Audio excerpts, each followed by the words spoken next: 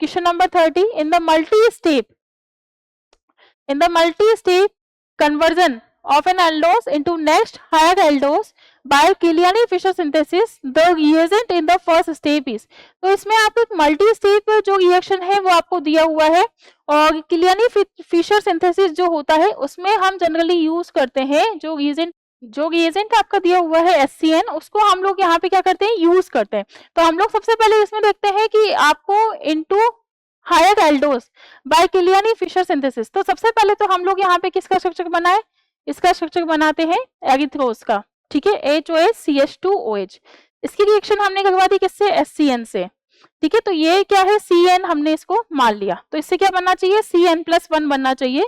तो सबसे पहले तो HCN के साथ जब हम इसकी रिएक्शन करवाएंगे, साथ में बाय हाइड्रोलिसिस इसका करवाएंगे, तो ये जो CHO है ये किस में कन्वर्ट हो जाएगा, COH में। और बाकी हम लोग इसमें देखते हैं HOH, HOH और HOH, और यहाँ पे क्या जाएगा, CH2OH। अब इसका हम लोग क्या करवाते हैं, इलेक्ट्रोलाइजेशन करवाते हैं, ठीक है, इलेक्ट्रोलाइजेशन करवाते हैं, और साथ में इसका हम लोग करवाते हैं ऑक्सीडेशन।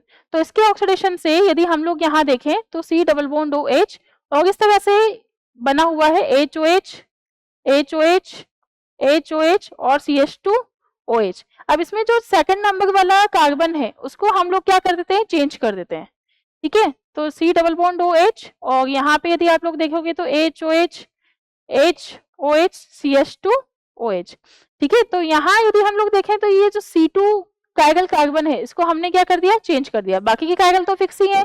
तो ये क्या कहलाते हैं, C2 एपीमर कहलाते हैं, C2 एपीमर कहलाते हैं।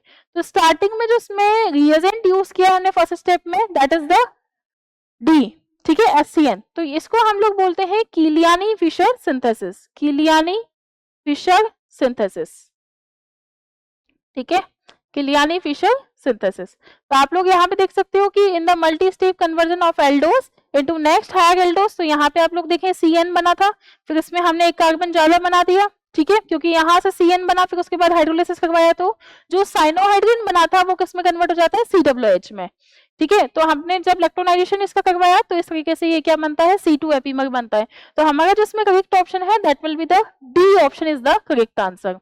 ओके टीचर्स, तो आप इस तरह से स्टूडेंट्स जो होते हैं उनको इस तरीके से गाइड करें कि हमें स्ट्रक्चर्स पता होने चाहिए, और यदि स्ट्रक्चर्स हमें नहीं भी पता है तो हम उन्हें एनसीईआरटी से पढ़ने के लिए बोलें कि एनसीईआरटी में जो भी है आपको सारे स्ट्रक्चर्स गिवन है, तो उन स्ट्रक्चर्स को आप लिख लिख के याद करें, ऐसा हमें स्टूडेंट्स को बताना है, ठीक है, क्योंकि ये थोड़ा सा लर्नेबल टॉपिक भी है। और यदि हम इसको देखें तो इसमें स्ट्रक्चर्स याद करने वाली चीजें भी है कि हमें डायरेक्टली चीजें याद होनी चाहिए। जैसे हमने एक एफिशिएंसी ऑफ ब्लड का पढ़ा था, तो उसमें विटामिन के हम लोगों ने आंसर किया था, तो ये तो एक लाइन वाली चीजें हो गई।